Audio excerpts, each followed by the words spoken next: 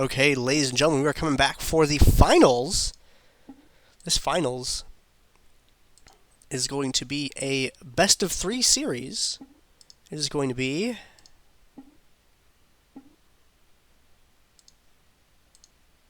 we are going to have Wawix's RP farm versus Clueless. Wawix conspicuously absent from the team that has his name. Well, maybe they're farming RP so that they can gift to him. Oh, that is a thing. That would make sense. Yeah.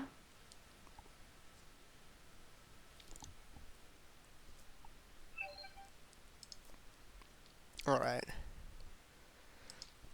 But yes, this is going to be Wowix's RP farm versus Clueless in the finals of this Dominate Dominion number 89, the last Dominion tournament from the Dominate Gaming guys for this year.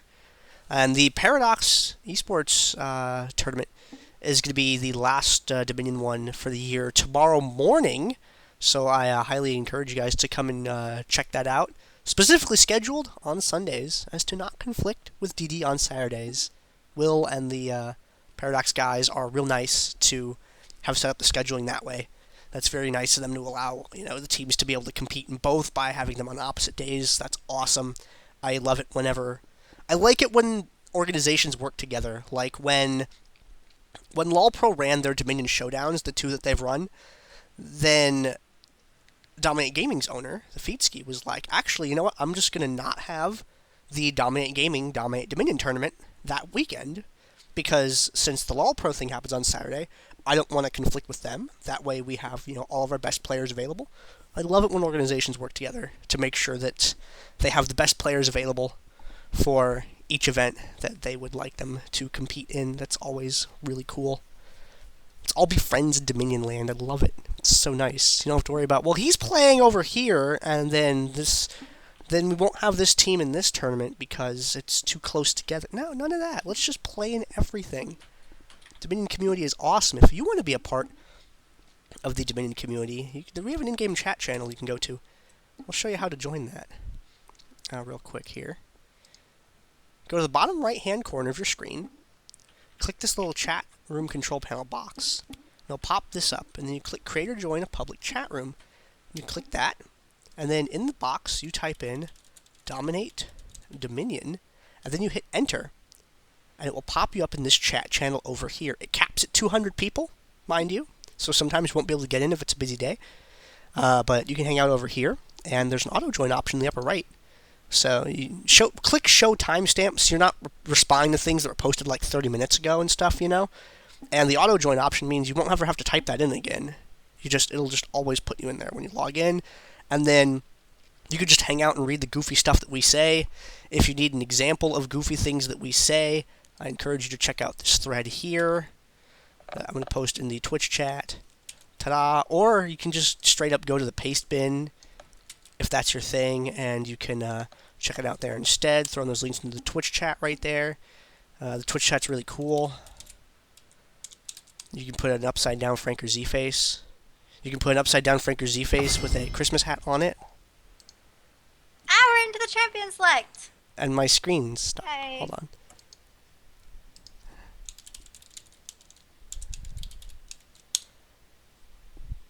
It doesn't look right, but you get the idea.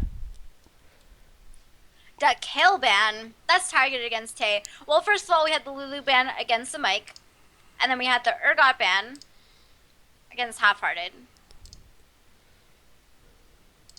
There we go. And then we had the Kale ban. So these are 3 targeted bans so far against Clueless. We just put the bands in here. That's a really pretty picture on your desktop. I know, I really like that one a lot. Like, I even took, all the icons off my desktop, too, just so it can, I can look at it. Oh my god, I did that too. I have a picture of Sona on one of my monitors, and I have a picture of all of the other supports that I play on the other monitor.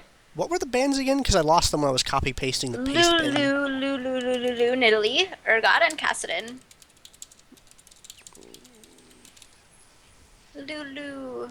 Wow, Kha'Zix was banned in the actual champ select screen. That's the farthest that Kha'Zix has gotten all day. Yeah, man, it's really weird. It usually gets eaten before then. In game 1, he was banned in both. Not that button. I'm updating the titles still. Or titles, rather. Do you know what I realized I can do since I'm running camera? I can eat a burrito while I cast. Wow. I'm so jealous of you right now. It's I'm so hungry, Gander. amazing. I'm so hungry. I thought I was going to get food after casting the 3v3 tournament before casting this. And so I went outside and I was on my way over to the place where I was going to get a sandwich. And I was like, wait, I totally don't have time to do this. So I went to the grocery store instead and I bought food, right? Because it's a grocery store. And then I brought it home. And then I was like, oh my god, it's already 4:50. I don't have time to eat my food.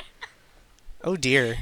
So after this is over, I'm going to go to the sub shop that I was going to get my sub from in the first place. It's actually really delicious. It's cheese and lettuce and onion and oregano and mayo and nothing else. When you bought that at Subway while we were at MLG Anaheim, I was like, what the hell? And then you tried it? I told my girlfriend about it, and she's like, that actually sounds really good. And then we went to Subway like months later, and then she got that. And she's like, you should try it. And I'm like, okay, whatever. And I'm like, wow, this is actually really good. It's so good. It's so good, Gander. I had no expectations at all. And I'm like, wow, this is tasty. It is so good. Everyone laughs at me for it. They're like, why don't you put any flavor on your sandwich? Your sandwiches are so boring. You're just lettuce and nothing else. No, it is delicious. It's very nice. It's really good. It's really good. I highly recommend it. It feels very light, though, is the only complaint that I have. Yeah, it is. But you do white bread, and then you get lettuce, onion, oregano, mayo, and optional pickles. But if you get pickles, you should ask for very light on the pickles. And I actually prefer it without pickles. You guys are making me hungry. I'm going to throw tomato on mine. I don't like tomato. I hate tomato. I actually tomato...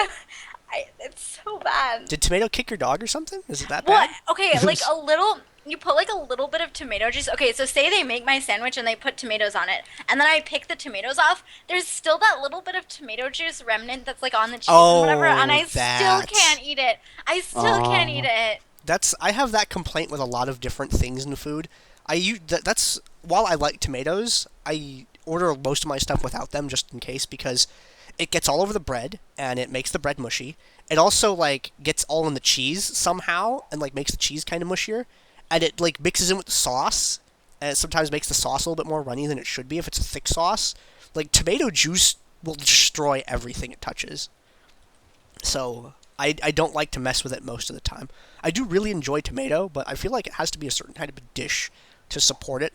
Otherwise, it just turns into a train wreck. Yeah.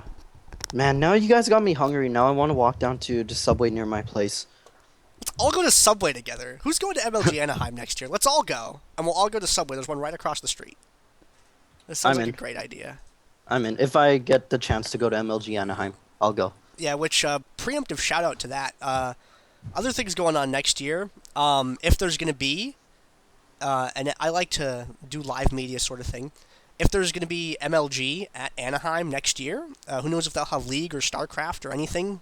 Who knows what's going to be going on for that. But I really like to go to those because, one, Disneyland's right there. Two, esports. Amazing combination. And if anyone wants to hang out, I like to go to those. And I like to hang out with people that I know from the internet. So if anyone is interested in doing that next year, you'll have more information when I have more information. I think we almost completed a champ select screen. Yeah. Let's go over to...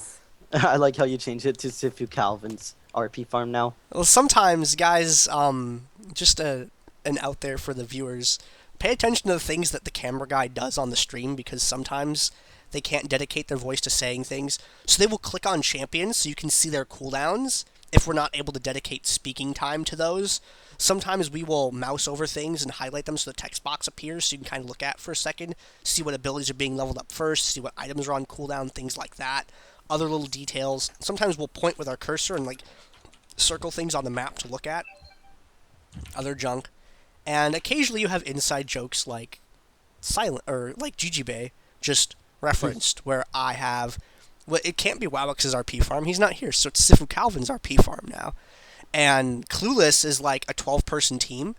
So they have Clueless and Dango Ninjas But in order for there not be any misconception of which one's which, or whatever, not getting them confused, I put real Clueless on this one. And if they were fighting like Clueless's B team, Dango Ninjas, I would have put fake Clueless over there. And other things, like you'll see in the extra bands here, it says Nidalee, Urgot, Kassadin, Lulu. Sometimes I'll put Nidoree, or I'll put Cassawin, or something like that, one of the references to the way that the community refers to certain things. It doesn't happen in every game, because that would possibly be confusing for new viewers. And it usually happens later on in an event. Like, when we get into like finals game 1 or 2, there might be a game that has some of these kind of references in it. Because by then, the people that have been hanging around watching for a while, well, they're the ones that are sticking. The ones that are kind of stopping by maybe have kind of left for a little while. Been like, they checked it out, wasn't for them, they weren't into it, whatever.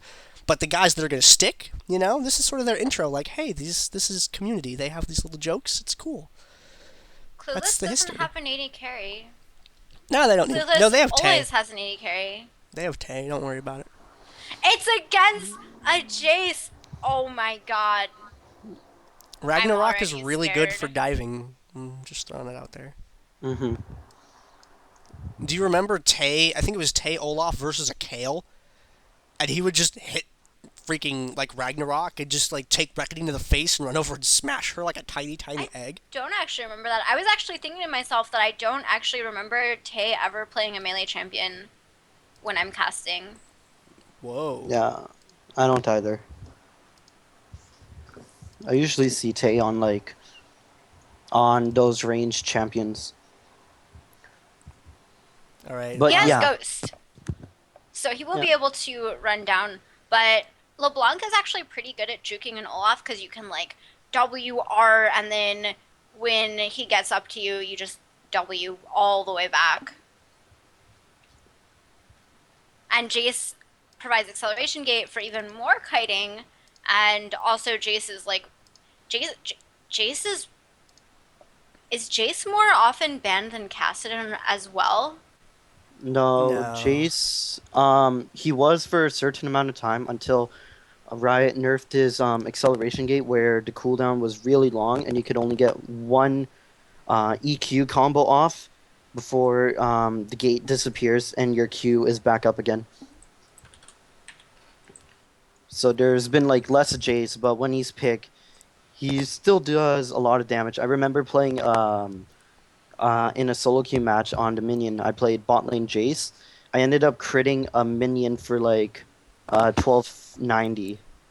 All right. That sounds balanced. I need to bring the hype for this game because I feel like we're not really generating enough of it here. Yeah, my voice can't bring the hype right now. I can't really either, but I need to tell you guys what's really going on with these teams. We have number 1 off. We have bottom lane Wolferer Nocturne. This is a guy who went like 27-4 against Payzevel and Child Support once in a tournament with Noc. Something insane like that.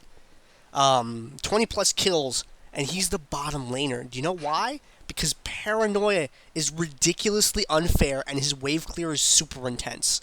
A Dustbringer Umberblade combo will purge a wave clean from the face of the map.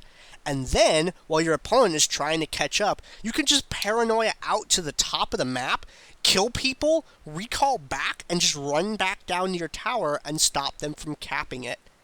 It's amazing, and it makes Nocturne really frightening, especially with Wolfer playing it, because Wolfer is one of the 2 top Nocturnes in Dominion. The other one doesn't play anymore, unfortunately.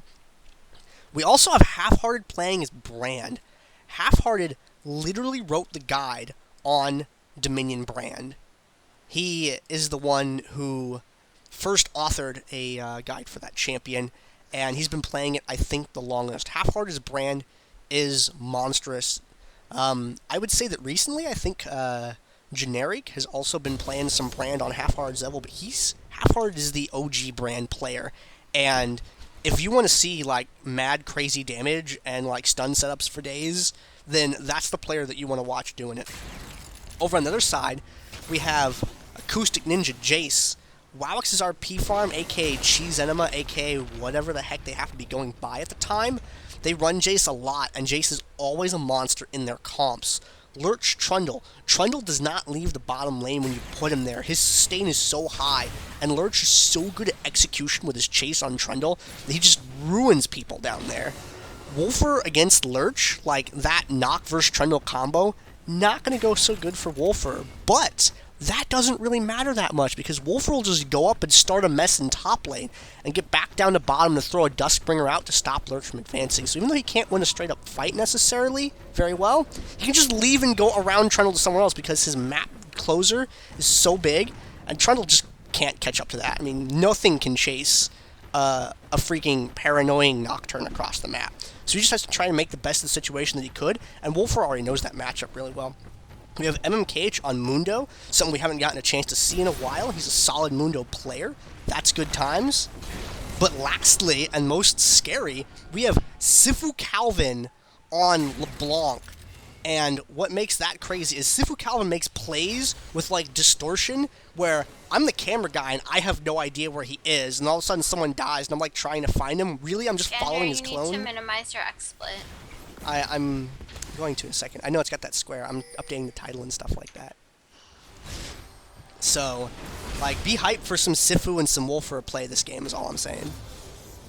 Alright, so Portal now in driving into the top lane. That is exactly what you want to do with Leona. The exhaust has expired from Talon, and he's actually going to cut throw back over to Christina into the E follows the flash, and he's going to go down for first blood. Talon also falling there, and that's just a double kill for Brand. That was so much crazy burst. And Olaf was just, I don't know what Tay was doing. What Tay was doing, he actually was fighting Sifu Calvin and was able to force him out so that Purple Team had the advantage at top, where most of their burst damage from Sifu Calvin was there that was unable to fight. Yep. So, really great pulling them away from the windmill. The windmill does belong right now to Clueless, and Portal actually going to go down in there in the back line. He has his revive, so he's going to be able to use that. There's the revive coming back to join the fight almost immediately. They really want to stop Wawix's RP farm from being able to actually capture that. Acoustic Ninja zoning, he's going to go down, but that death was not the worst thing ever because it did allow his team to get the neutral, but not actually to pick up the point because Brand coming in with the steer. In bot lane, we have Wolfer diving Lurch. Wolfer actually picks up the kill on Lurch there. He got exhausted a little bit too late, and so Lurch ended up going down, but Lurch has the revive, and he's coming back, but no exhaust anymore. And top lane Mundo goes down. The neutral is still neutral, but they should be able to recap it. Now, early game, Trundle tends to be a little bit softer than he is later on. It takes him a little bit while to ramp up. Once he gets his items going, we're probably going to see Ravenous Hydra on him. That's one of the things that we commonly see. HP regen, lifesteal, and it also gives Trundle wave clear, which is something that he typically sorely lacks.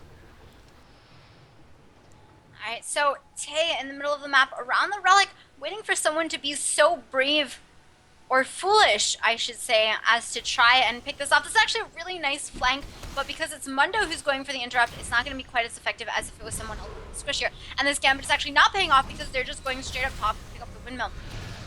Cage doing a great job of just running around being annoying as all hell because he's Mundo, and that's exactly what Mundo does. He throws cleavers and he's annoying as all hell, so they were trying to go for a pickoff, but instead the other team just ran straight for top. And MMKH might survive here, but I think he's gonna go down. Yeah, Brand picks up that kill. NP. Hey Gander, let's check out some of the KD going on for the enemy team right now, for blue team. Yeah, absolutely, man. Brand off to a nice start with 4-0-3 on half hearts. Brand, great way to open up a game. Has the same number of kills as minutes in the game. Is he going to be able to keep that up, though? Alright, so Refinery should be captured. Yes, and they get the 3 cap. So it's an interesting 3 cap here. Yeah, this is actually one of the most interesting 3 caps. Something you don't usually see that often, where the windmill and whatever bot side team you're on may be the Boneyard, or I'm guessing this is the Quarry. I'm not sure which one it is, but yeah, usually you don't see a a split into caps, but now that the caps are returning back to normal, and we do see that Wolfer is actually pushing Lurch out of lane. Lurch needs to start building up, I'm guessing, a Hydra to outpush Wolfer, because that Dustbringer is just wave clearing so much, as well as the Umbra Blades from Nocturne. He's getting a lot of sustain as well as wave clear from his That was a really nice use of the Fear Tether to start the capture, and he got enough of the capture done to get them neutralized onto the point, and so now Lurch doesn't have a tower to use to clear out the minions.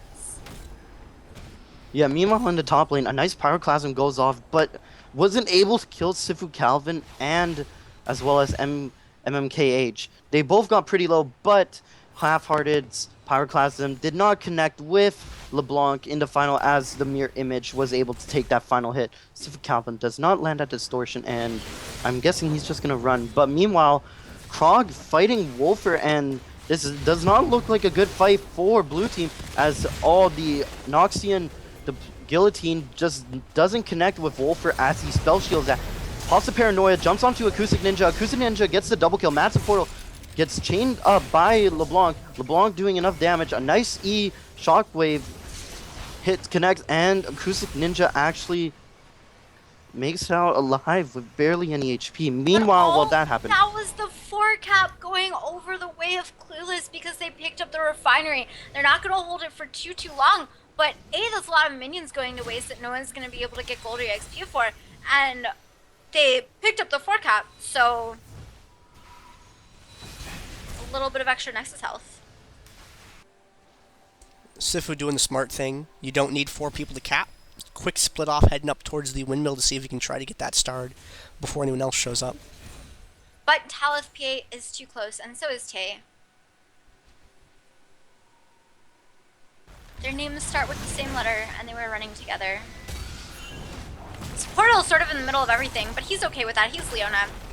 And there's the great setup to LeBlanc there! Instant Q, and he gets the shutdown onto Sifu Calvin there. That was such good positioning from Portal. It is perfectly. Got an instant on LeBlanc, so she couldn't do anything after she went into the fight with the distortion. The shutdown onto Jace as well.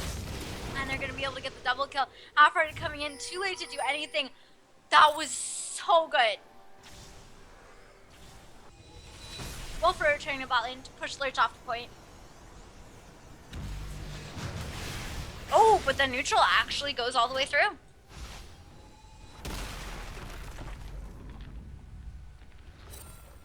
And top lane we have Portal. Let's actually get focused down there. And Ninja, Half-Hearted trying to wait. There's 2 key things that he has to be able to juke any of them. So it does go down. This should be the windmill going back the way of Wawix's farm. But we have Nocturne and Trundle. Wolfer and Talith PA both moving down to the lane. Can Trundle get here in time to stop it? Yeah, he can. But not necessarily neutral.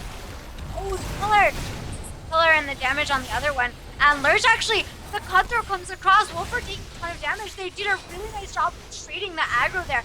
They get the neutral, but LeBlanc coming in, LeBlanc's making an easy one-shot from Wolfer. Plus Wolfer runs away in time, which he did. I really like that ultimate use from Lurch's Trundle in order to get the double interrupt there, when normally he doesn't have anything ranged to go for him. Just that tiny bit of range on Subjugate was enough to tag him. Yeah, and so you managed to get both of the interrupts, one with the Subjugate, one with the Pillar of Ice. And Wolfer coming down, the neutral happens, but I don't think they'll be able to capture it, although they are 3 versus 2 right now. But Supportal coming back. Supportal not quite in range. Just in range. There's Paranoia coming across. The target is Acoustic Ninja. Actually flashes out for the proxy anyway. BFT goes down, but it's going to be Nocturne backing out of the fight. Talon did go down, but Kreia going to go down a double kill for Wolfer there. Brand roaming back towards the top. Neutral is going to happen, but nothing beyond that. Stun misses from that Seer. Leona roaming towards top as well, but that's going to allow both Tay and Supportal time over at the Quarry. And they should be able to get a neutral onto it. Brand has to be careful top. Almost got the kill onto LeBlanc there. Stun onto Lurch. And the Pyroclasm! The LeBlanc clone made him do so much more damage, but the Subjugate comes across. That's Now the Ignite comes down, and the Pillar of Flame LeBlanc with the counter kill.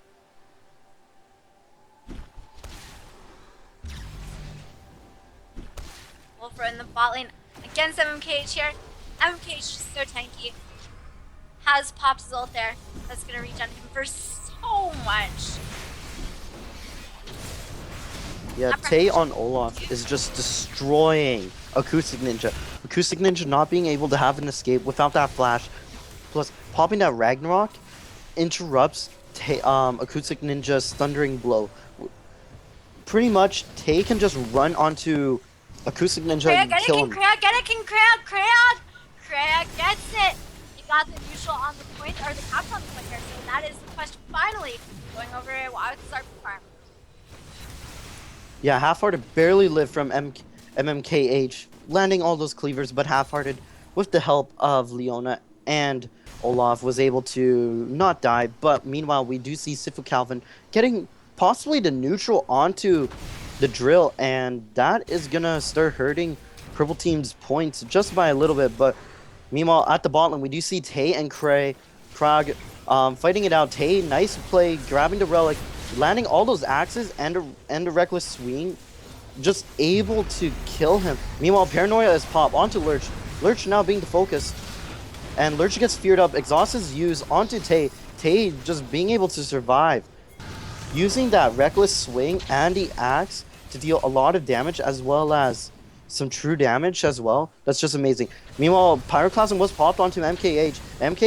MMKH is now running with that Mundo sadism popped, and he's just regenerating a lot of health. If this game goes on any longer, and MMKH can tank up most of the burst damage coming in from Purple Team, this is probably going to look like a game that could switch over towards Blue Team. Oh, the ult and coming into Talus break there, and they just picked up LeBlanc, no problem there. MMKH doesn't have his ult anymore, and I think Talith is going to be able to pick that up. Double kill goes over to him on the Talon.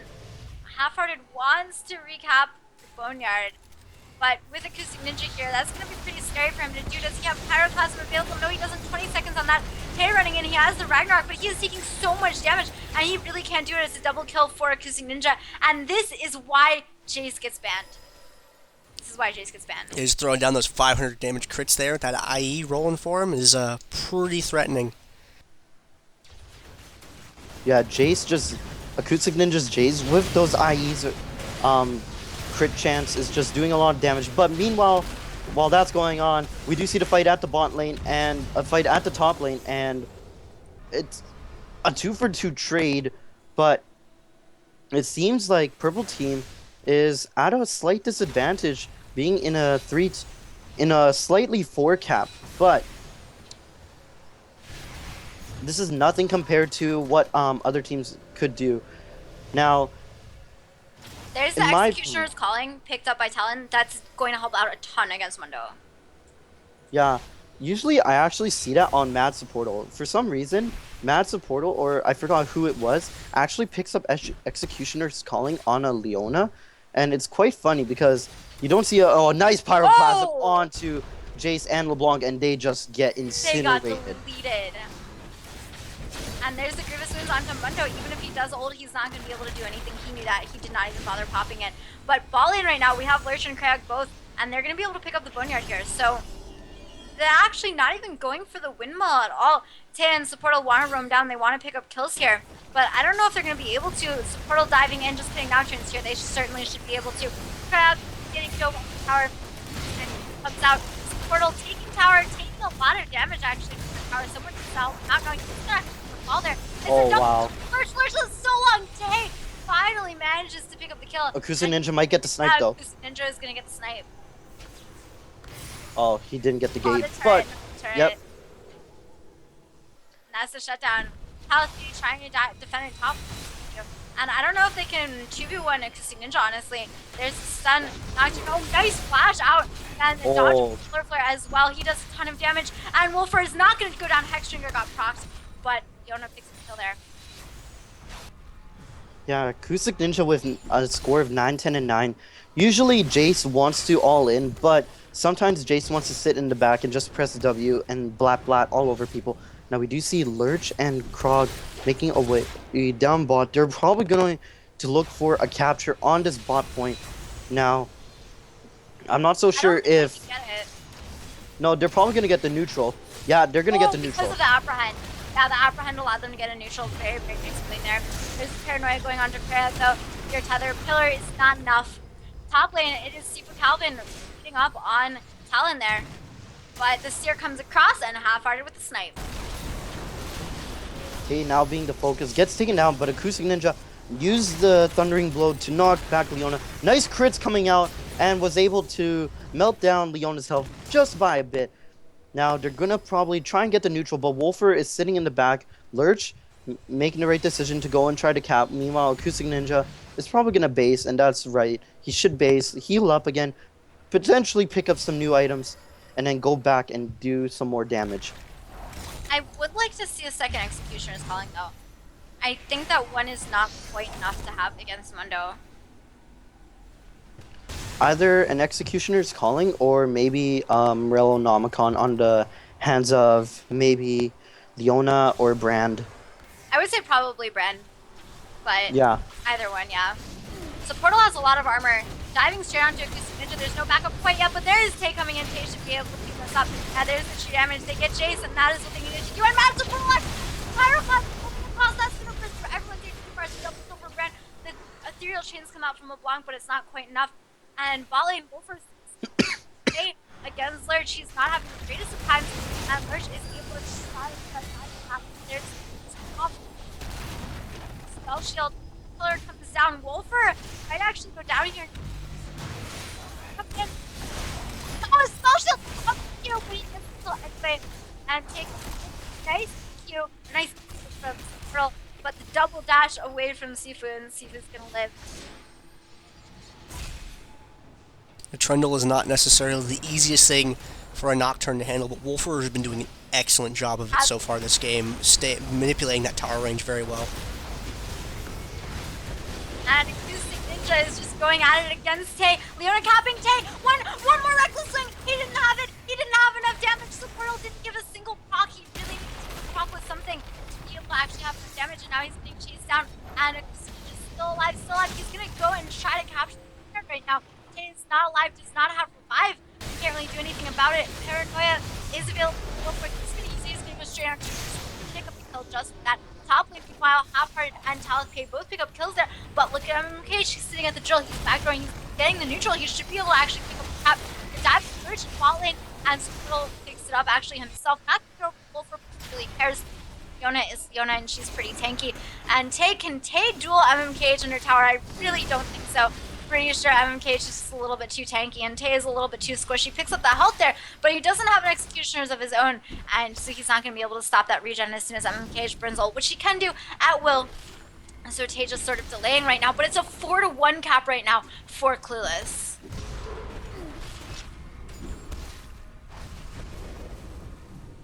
There's the engage onto Acoustic Ninja. Ult comes out, that was so not to both of them because the rocket just W'd in. She's dying to the damage over time, but I don't think it's going to be quite enough. Last stick is not enough, but they did get the kill on Jace, and that is the important person. The only person they really need to focus is Jace, because I mean, everyone is pretty scary, but if you let a Jace survive like that, he is just going to crit you for all of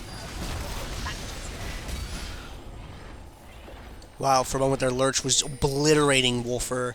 Wolfer, unfortunately, was able to escape from that, get back and get the health relic. His Dustbringer not going to be enough to keep that tower from going in favor of Lurch. Good. On the side of Wawix's RP farm, but they have stabilized it, and they're actually, in fact, the ones who are there canceling. But Sifu Calvin actually just W'd. He has to use the Wiglets, wait for the cooldowns to come back up. He does get the cooldown back, but the W back, and the Ethereal Chains comes in. Should be okay. Well, I don't think he can actually kill Portal right now, just dashing in and out. Meanwhile, top lane, that is what happened. Don't instantly kill a Ninja, is he just kills you dead. And they're actually going for Sifu Calvin again, but they're just chasing a LeBlanc, which is a very nice trick there. But a difficult thing is not an impossible thing. And Olaf gets the kill there, but the revive is available, so Sifu just going to come straight back immediately. And Sifu just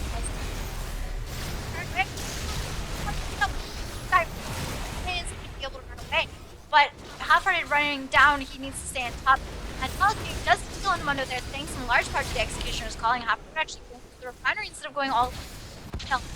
But a lot of people are dead for a long time right now, and that should be captured onto the Boneyard, going back.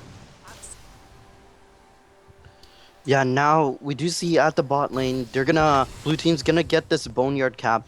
Meanwhile, at the top, they neutralize the windmill, and it's gonna shift back into blue team's favor. They're gonna decrease some of purple team's points, but they're gonna hold this or they're gonna let it drop, and I'm not so sure what they want to do here.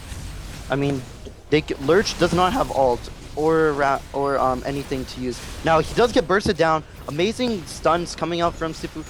Matt's portal. Sifu Calvin is now to focus. Acoustic Ninja gets the kill onto Olaf, picks up the health relic, pops the Yomus. Is trying to find a kill onto Matt's nice portal. interrupt there. Yeah, now Matt's portal is doing his best to stall out. Yeah, but he Wolfer. can't actually get the kill here. It's just a stall. And the Yeah. spell shield comes in. Can he pick up the kill? The Dustburner comes in, so Wolfer is going to be able to get it, but it is at the cost of Supportal's life. Revive is available for Acoustic Ninja. He just revived. He's going to be back on the playing field, and Supportal is not. In top lane, half heart needs one more Q. He gets the one more Q. That stun was way too good for Half-Hearted. Like, he absolutely needed that to step out of Noxian Guillotine range, or he would have died. Yeah. Now we do see that Half-Hearted is now making his way bot, and they did recap the Boneyard, but we do see Tay making his way to, I keep thinking this is the, Corey. Oh, I was right then. And is trying to go for the back half. Lurch pops the Ragnarok. Tay pops the Ragnarok, is now running for his life. Meanwhile, Matt's portal does see Acoustic Ninja. That damage! That BFT damage is crazy! Do you ever see a Leona melt that fast? MMKH is distracting them on the other side, but remember, they only have one Executioner's calling. They can't actually kill him if they don't have talent. Yeah, they need to either use an ignite or they need to wait out. And Mundo does not have ultimate for 30 seconds. So this is their time to go for the kill. But the problem is Mundo, he did go down. But once Mundo has some health regen going, he's just going to be unstoppable to stop. A nice acceleration gauge shock blast. Wolfer top against Krayog. And Sifu Goblin comes in, and that should actually be the kill onto Wolfer. There's the kill onto Wolfer. Bot, they're trying to capture the point, but only 23 health remaining on the side of Clueless.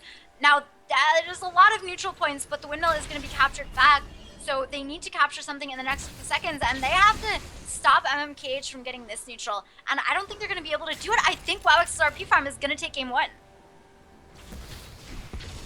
I believe so. Down to the last 10 points. And yeah, that's going to be it. Sifu Calvin's RP farm, aka Wawix's RP farm, does take game 1 of this best of 3 against Clueless. What an amazing game, an amazing play from blue team, able to come back from a huge deficit, but purple team did play their hearts out, and it's just amazing how these teams are really close in that caliber of skill. Yeah, no, that was great play from both teams, and if that was game 1, I'm just looking forward to the rest of the series, because that was an incredible game to watch. It was so much in favor of Clueless early on, but then Mundo got unkillable, and Jace got untankable. He got Jace. And LeBlanc was untankable, and when you have and Trundle was unkillable, and Darius was unkillable, and you would get champions that just get that strong in a late game. What are you going to do against it?